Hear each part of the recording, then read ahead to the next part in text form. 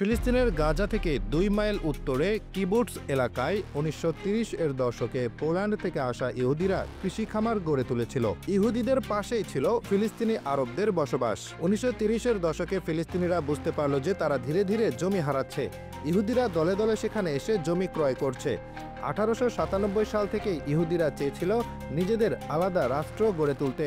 ১৯১৭ সালে তুরস্কের সেনাদের হাত থেকে জেরুজালেম দখল করে ব্রিটেন। তখন ব্রিটিশ সরকার সিদ্ধান্ত নিয়েছিল ফিলিস্তিনের মাটিতে ইহুদিদের জন্য একটি আলাদা রাষ্ট্র গঠনের।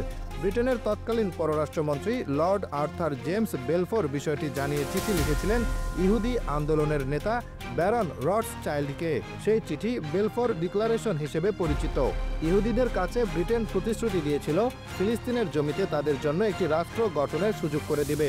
১৯৩৩ সালের পর থেকে জার্মানির শাসক হিটলার ইহুদিদের প্রতি কঠোর হতে শুরু করলে জাহাজে করে হাজার হাজার ইহুদি ফিলিস্তিনি ভূখণ্ডে আসতে থাকে। তখন ফিলিস্তিনি আরবরা বুঝতে পারে তাদের অস্তিত্ব হুমকির মুখে। ফিলিস্তিনিরা অস্তিত্ব টিকিয়ে রাখার জন্য হামলা করে ব্রিটিশ সৈন্য এবং ইহুদিদের ওপর, কিন্তু আরবদের সে বিদ্রোহ কঠোর হাতে দমন করে ব্রিটিশ সৈন্যরা।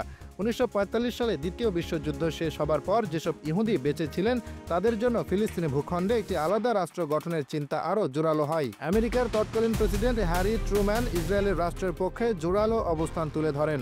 ১৯৪৭ সালের নভেম্বর মাসে ফিলিস্তিনের ভূখণ্ডে দুটি রাষ্ট্র গঠনের সিদ্ধান্ত নেয় জাতিসংঘ, একটি ইহুদিদের জন্য এবং অন্যটি আরবদের জন্য। ইহুদিরা মোট ভূখণ্ডের ১০% মালিক হলেও তাদের দেওয়া হয় মোট জমির অর্ধেক। স্বভাবতই আরবরা এই সিদ্ধান্ত মেনে নেয়নি। জাতিসংঘের এই সিদ্ধান্তের পর আরব এবং ইহুদিদের মধ্যে দাঙ্গা শুরু হয়ে যায়, কিন্তু ইহুদিদের ক্রমাগত এবং জোরালো হামলার মুখে ভেঙে পড়তে শুরু করে ফিলিস্তিনিরা। তারা বাড়িঘর ছেড়ে পালিয়ে যায়। ১৯৪৮ সালের ১৪ মে ফিলিস্তিন ছেড়ে চলে যায় ব্রিটেন। সেদিন রাতে ইহুদি রাষ্ট্রের জন্ম হয়। ইসরায়েল রাষ্ট্রের জন্মের ১ ঘন্টার মধ্যেই মিশর, ইরাক, লেবানন, জর্ডান এবং সিরিয়া একযোগে ইসরায়েলে আক্রমণ করে। তাদের সৈন্য সংখ্যা ছিল প্রায় ৩০,০০০-এর মতো। অন্যদিকে ইসরায়েলের সৈন্য সংখ্যা ছিল প্রায় ৩৫,০০০। তীব্র লড়াইয়ের এক পর্যায়ে ইসরায়েলি বাহিনী পিছু হটতে থাকে। তখন জাতিসংঘের মাধ্যমে যুদ্ধবিরতি কার্যকর হয়। যুদ্ধবিরতি শেষ হলে নতুন করে আরবদের উপর ঝাঁপিয়ে পড়ে ইসরায়েলি বাহিনী। একের পর এক গুরুত্বপূর্ণ জায়গা দখল করে নেয় ইহুদিরা। তেল আবিব এবং জেরুজালেমের উপর তাদের পূর্ণ নিয়ন্ত্রণ প্রতিষ্ঠা হয়। জাতিসংঘের মাধ্যমে আরেকটি যুদ্ধবিরতির মাধ্যমে সে সংঘাত থামে। ইসরায়েলিরা মনে করেন ১৯৪৭ সালে জাতিসংঘ সেভাবে দুটি দেশের স্বীকৃতি দিয়েছিল। সেটি যদি ফিলিস্তিনিরা মেনে নিত তাহলে ফিলিস্তিনি এবং ইসরায়েল নামের দুটি দেশ এখন পাশাপাশি শান্তিপূর্ণ অবস্থান করত।